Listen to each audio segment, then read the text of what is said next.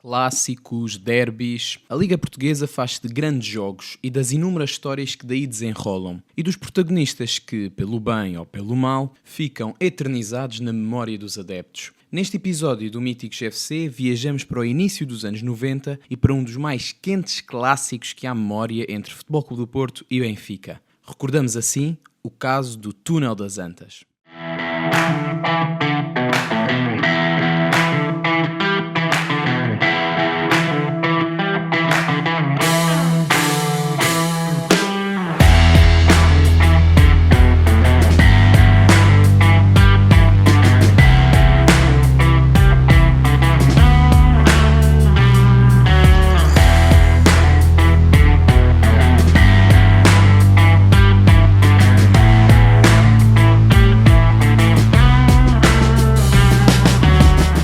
Por mais estranho que possa parecer, os túneis são sempre um tema sensível quando se fala de um jogo entre encarnados e dragões. Seja no Estádio da Luz ou no extinto Estádio das Antas, os embates entre os eternos rivais acontecem dentro e fora das quatro linhas. Ainda para mais, quando o que está em disputa é a conquista do Campeonato Nacional. 2 anos antes de nascer um tal de Kelvin, que seria de muita má memória para os benfiquistas, Porto e Benfica disputavam, em pleno Estádio das Antas, o chamado Jogo do Título, já que, a 4 jornadas do final, apenas um ponto separava as duas equipas da liderança do campeonato.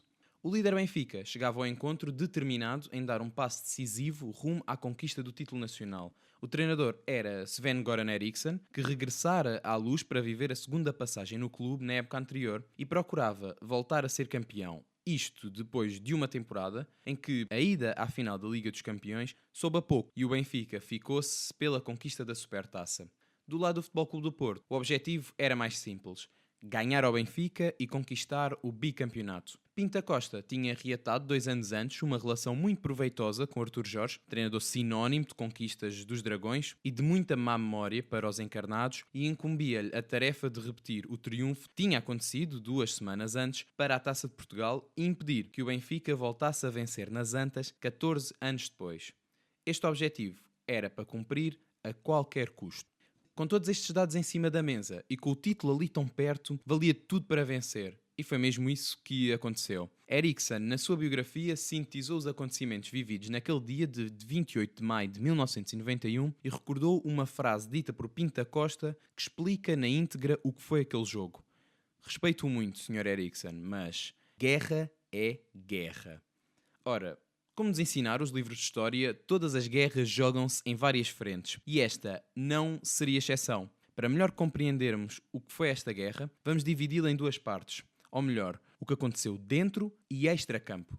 Fora de campo, creio que este desfecho terá começado ainda antes do motorista do Benfica ter colocado a chave de ignição para iniciar a viagem rumo ao Porto, quando o árbitro Carlos Valente, escalado para o jogo, foi acusado de favorecer o Benfica sob pretexto de ter viajado no autocarro do clube para o local do encontro. Eriksson e antigos jogadores do Benfica relatam que foram colocados adeptos e simpatizantes do Futebol Clube do Porto em locais estratégicos daquela viagem para atirar objetos ao autocarro, entre eles uma pedra que obrigou a que tivessem de sair fora do local previsto, entrando a pé nas Antas perante os apupos e os insultos dos adeptos portistas.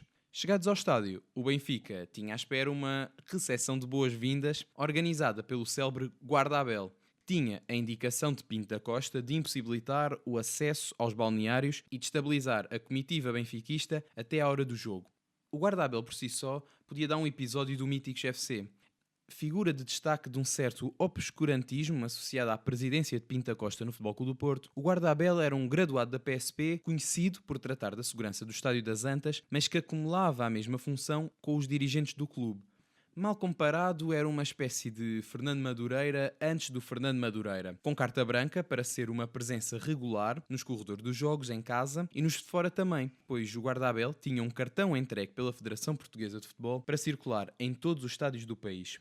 Abel Gomes, assim é o seu nome civil, era acusado de ameaçar árbitros e adversários antes dos jogos. Os rivais diziam mesmo que ele e a equipa que esfiava andavam com armas escondidas debaixo de gabardines.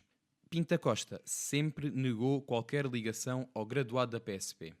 Voltando ao pré-jogo, quando os jogadores do Benfica tiveram autorização para entrar, para se equiparem no balneário, este encontrava-se infestado por um cheiro nauseabundo, ou mesmo tóxico. Diz que se tratava de uma mistura entre amoníaco com bagaço. Era tal ordem um cheiro insuportável que os jogadores começaram a sentir-se mal com aquela mistura e tiveram de se equipar e ouvir a palestra de Eriksen no corredor do Estádio das Antas. Na antecâmara para o relevado, era a altura de voltar a encarar os adeptos do Porto, depois dos apupos à entrada do estádio, e as várias formas de manifestação que apresentaram. Podendo-se ver mesmo, nas imagens da RTP, uma enorme tarja num dos topos do estádio a dizer "Morte aos Mouros". Um adepto terá sido captado na transmissão com um serrote a cortar a cabeça de um boneco com as cores do Benfica. O Benfica queixou-se ainda que os corredores do relevado estavam encharcados e que tinham sido encharcados de propósito para impedir que o jogo da sua equipa passasse pelos médios Vítor Paneira e Pacheco, destacados sempre para o corredor esquerdo e para o corredor direito. Além disso, o banco de suplentes tinha sido deslocado para outra zona do Estádio das Antas, dificultando a comunicação com a equipa de arbitragem, ao mesmo tempo que dava carta branca aos da casa para pressionar o quarto árbitro. Mas vamos ao jogo. Com as equipas perfiladas para gladiar esta guerra no campo de batalha, a grande surpresa acabou mesmo por ser a estratégia adotada pelo Benfica no encontro. Eriksen trocou as voltas a Arthur Jorge e apontou para uma defesa a 3, introduzindo um jovem Palmadeira no eixo composto por Ricardo Gomes e William. Além do setor defensivo, o Benfica apostou num 11 composto por Neno na baliza, Veloso, Terne, Paulo Sousa, Pacheco, Vítor Paneira, Valdo e Rui Águas. Mal sabiam era que o herói daquele encontro estava sentado no banco. No Futebol Clube do Porto jogaram Vítor Bahia, João Pinto, Fernando Couto, Aloísio, Paulo Pereira, André, Semedo, Jorge Couto, Velic, Domingos Paciência e Costa Adinov. Os portistas até entraram mais fortes na primeira parte, foram aproveitando algum desnorte extracampo do rival nos minutos iniciais para se colocar a vencer, mas o intervalo chegou e com ele não vieram os golos. Na segunda parte, a tónica do encontro mudou por completo. O Benfica foi crescendo, chegando cada vez mais à baliza de Vítor Bahia, porém só uma substituição a 10 minutos do fim iria alterar por completo a história daquele encontro. Estávamos no minuto 80, Eriksen tira Pacheco e apostou num jovem avançado serrano de seu nome César Brito. Aos 35, entra Carlos Brito para Pacheco. Aqui o Benfica ganhou a partida, foi mais feliz nas alterações que introduziu. Aos 37, Carlos Brito faz 1-0 para a equipa do Benfica. Um lance muito bonito do lado direito e Carlos Brito a aparecer no limite da pequena área, a cabecear de cima para baixo, batendo Vítor Bahia e também os centrais da turma azul-branca. Vamos ver em repetição. Era a vitória da contenção, era a vitória do contra-ataque, era a vitória também da maior felicidade em termos de modificações e de substituições por parte do Eriksen. Aos 40 minutos o Benfica arruma a questão também por César Brito.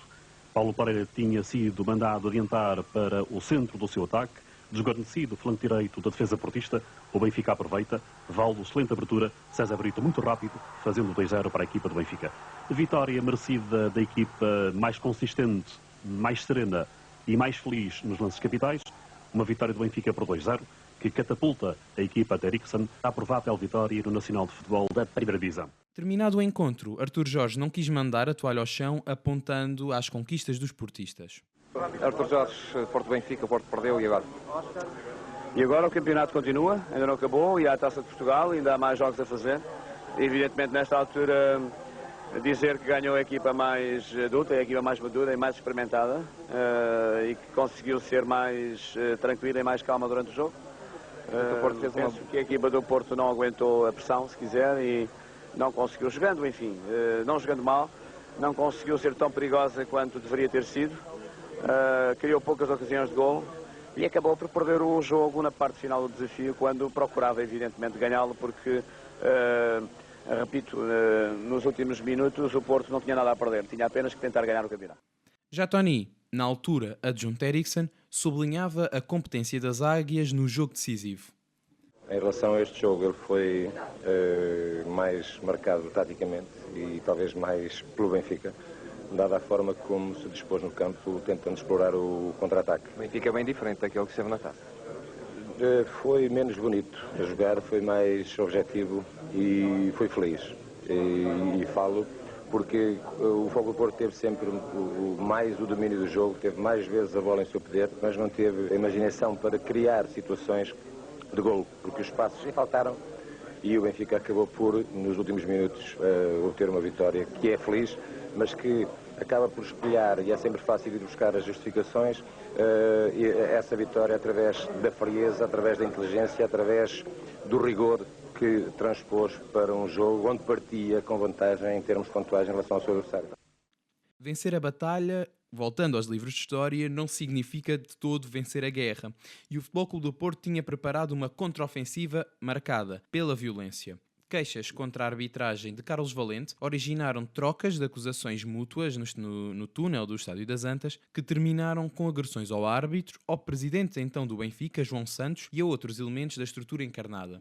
Gaspar Ramos, diretor para o futebol do Benfica na época, terá sido agredido pelo famoso guarda-Abel, sendo forçado, imaginem, a sair do estádio escondido numa ambulância. Toda esta situação gerou uma queixa ao Ministério da Administração Interna, originando um inquérito por sequência, no qual concluiu que o Futebol Clube do Porto teria um corpo de segurança privado ilegal chefiado pelo guarda-Abel. Este inquérito acabaria por ser enviado à Procuradoria-Geral da República, que arquivou o caso. No plano desportivo, o Benfica acabaria por se consagrar campeão nacional pela 19ª vez e o Porto foi, entretanto, ao Jamor vencer a Taça de Portugal. Este foi mais um episódio do Míticos FC. Acompanhem-nos no Spotify e no YouTube. Espero por vocês no próximo episódio.